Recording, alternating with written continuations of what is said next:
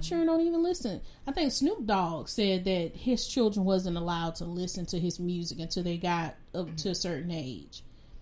And it's like, wow. But how many times do we, as parents? And it goes back to parenting. A lot of times I don't think parents monitor what their kids are watching, what they're listening to, what they're doing. They let them be free to raise themselves a lot of times. Well, not in all situations, because like I said earlier, I commend all the parents that are parenting. That do great job. I commend you, job well done. But for the ones that lack thereof, that's what's going on. And it could be that it's a generational thing. Maybe their parent was too busy working, trying to provide, and they allowed their child to be raised by the TV. Because I was one of them. My mama worked. She had, at that time, 2 kids. And she left us at our grandmama's house with my cousin.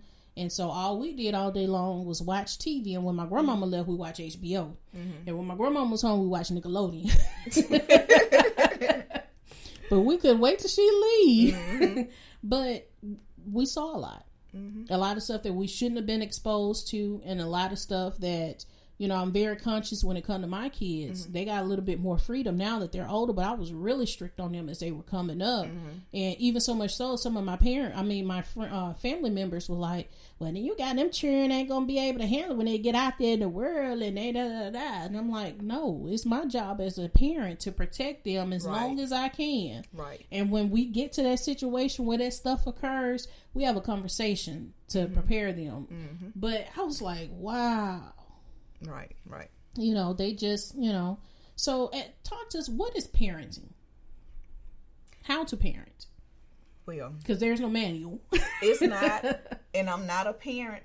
However, I will tell you this, just based on my mom, instilling in those kids good morals and belief. Okay, what are morals? In our case, Christian morals and belief. Raising your kids according to biblical principles, like I'm saying in our case, what's right, what's wrong, what you're supposed to be doing, what you're not supposed to be doing, what you're supposed to be watching. Not only teaching them and telling them, but doing. Because a lot of times you can say something and you can do, and you can tell them something, but if they watch you and see you are actually practicing what you preach. Because a lot of times you may tell a child to do something, but you're not even doing it. But see, if you lead the way and set the example before them, then that helps along the way. You lead with the standard. You lay down the foundation. You instill in them those good quality principles and godly principles that they should have. And I do believe that if you instill, like my mom, there are different principles that she instilled in us. So even when we got away with doing things, got into society and do things that we know we shouldn't be doing, you can only go so far because you remember that was instilled, that was placed in you. So I'm not going to touch that. I better come back this way because I can hear my mama's voice saying this or my mama's voice saying that. So I think it makes a difference when you teach your kids, and not only do you teach the kids those principles, you also demonstrate. You live that life before them. I know a lot of kids, they don't go to church. Taking your kids to church. Spending family time with them, eating dinner with them as a family instead of everyone being on their cell phone and everybody watching television. Let's say our family time. How was your day today? Tell me about your day. What happened today at school? Things of that nature. I was thinking recently, we don't eat dinner together because our schedules are all over the place. I got you. But I was thinking the other day, I said, man, we need to get back to family dinners. We do it on special occasions, but we don't do it, as a family all the time. And I thought about what's the importance of family dinner.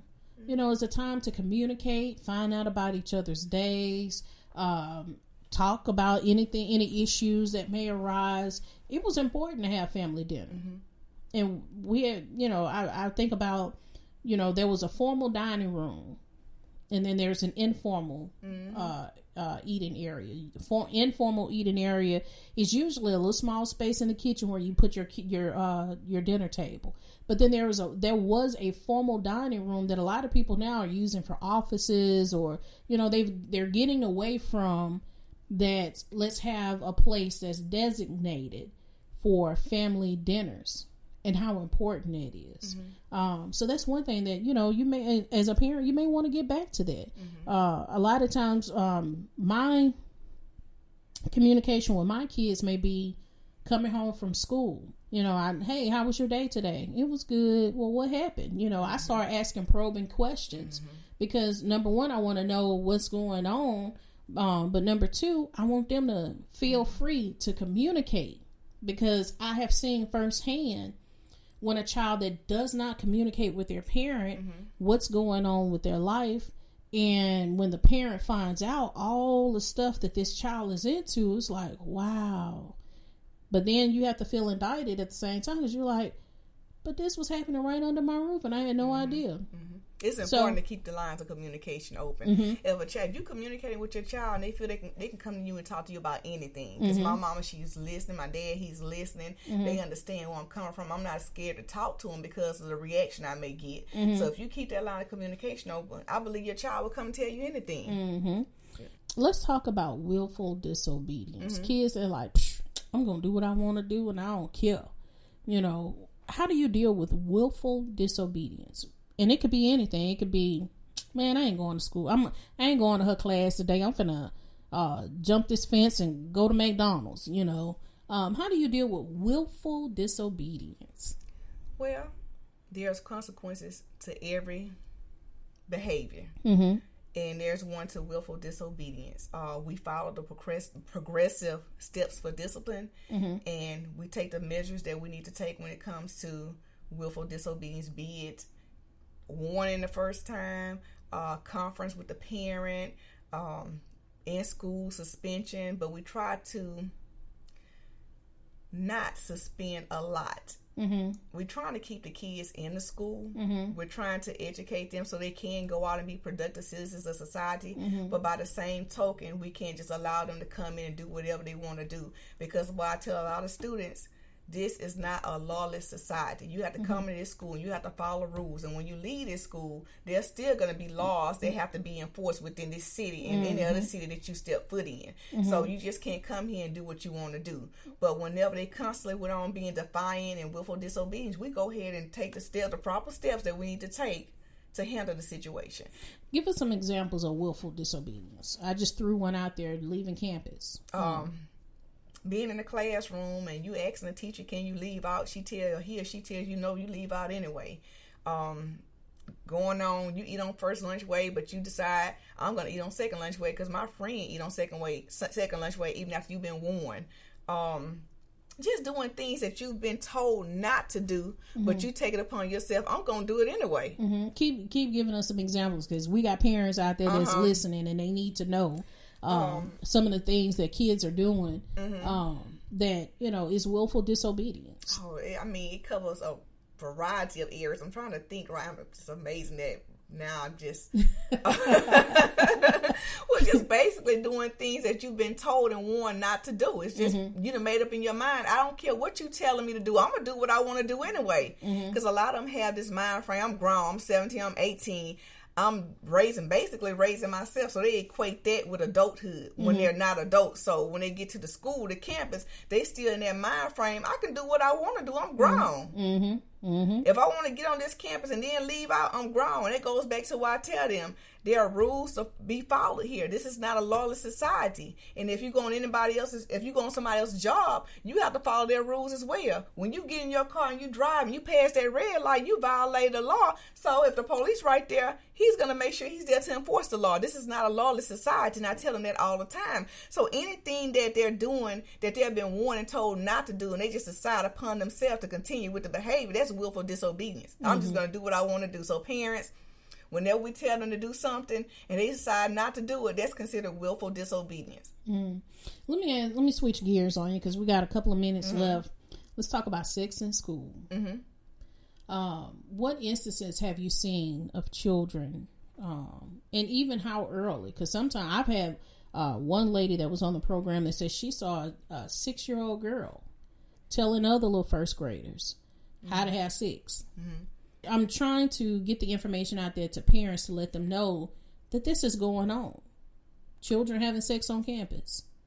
And how can you talk to your kid about how to handle a situation like that?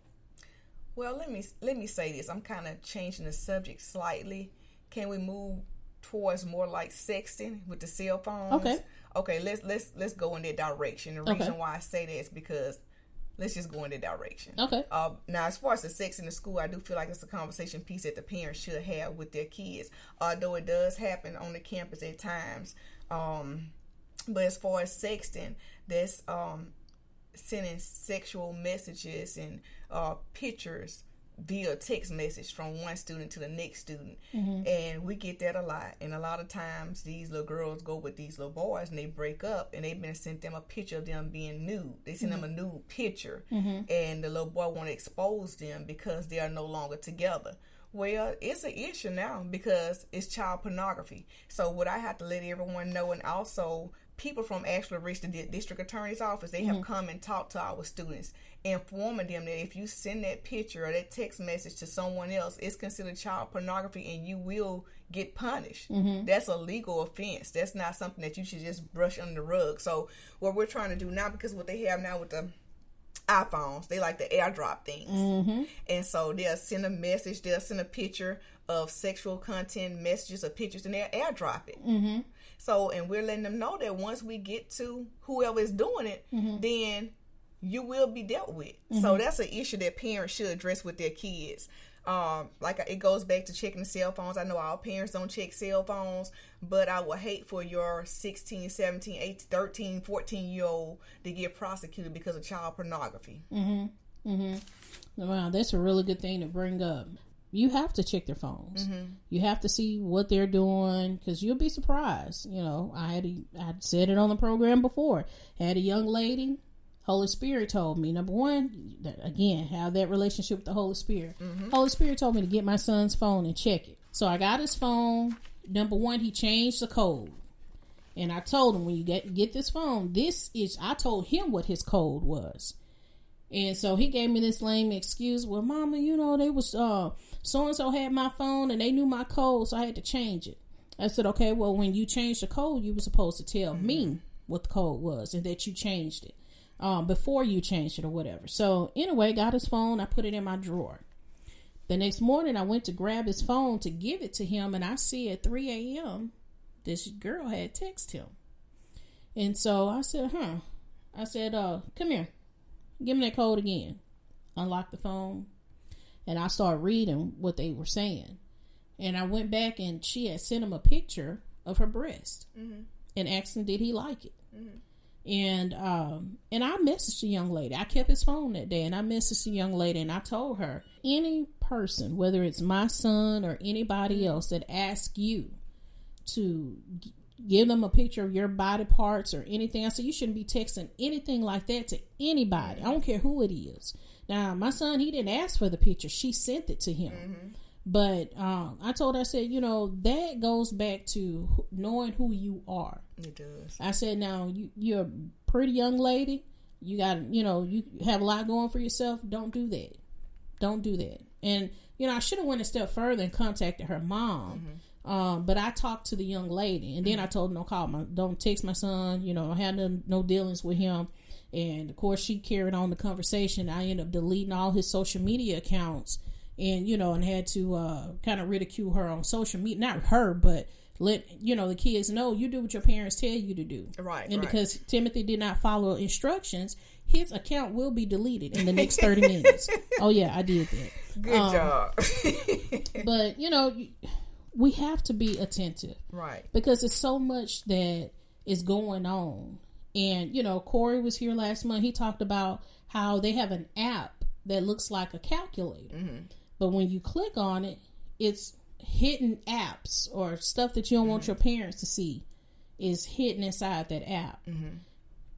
We have to be smart these days, because these kids, they come here knowing how to work a cell phone. 1 year old, and they already learn how to text and go to apps and do all this kind of stuff. It's imperative, parents. Yeah. It is imperative, because our kids, the devil is fighting us for our children, for this generation, because he knows if he can get this generation, he can get the rest.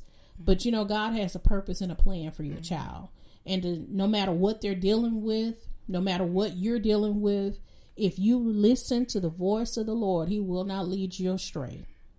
So I just want to encourage you this morning.